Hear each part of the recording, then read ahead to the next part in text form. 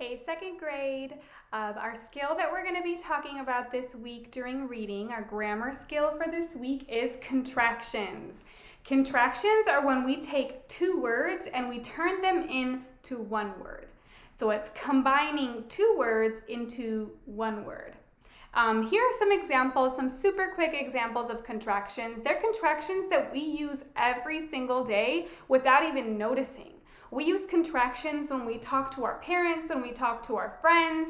We talk in contractions all the time. And here are three examples that we use all the time when we're talking.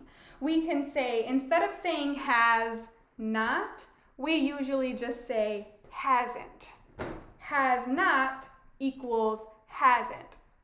Is not equals isn't. Cannot equals can't. So instead of saying, has Johnny cleaned up his room yet? No, he has not.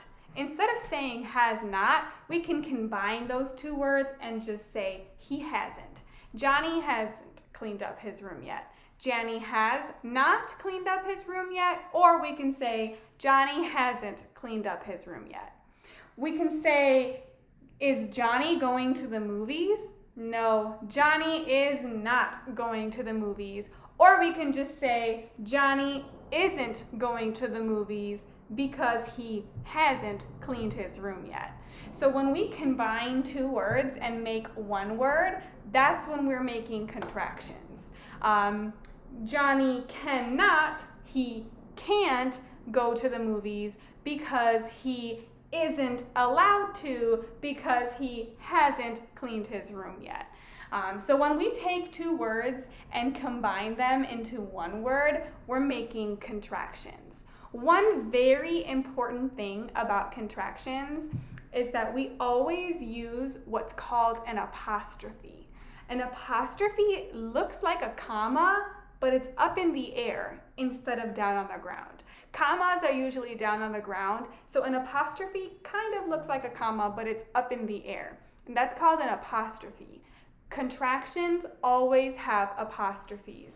We have an apostrophe here with isn't, right here with isn't, right here with hasn't, and right here with can't. We always use an apostrophe to separate those words when we combine them into one word. So apostrophes are super important in contractions. And one last time, what's a contraction? It's combining two words into one word. That's what we're going to be talking about all week long. Super duper easy peasy. We use contractions every day while we're talking, whether we realize it or not. We always use contractions when we're talking to our parents and to our friends. And that's just when we combine two words into one word.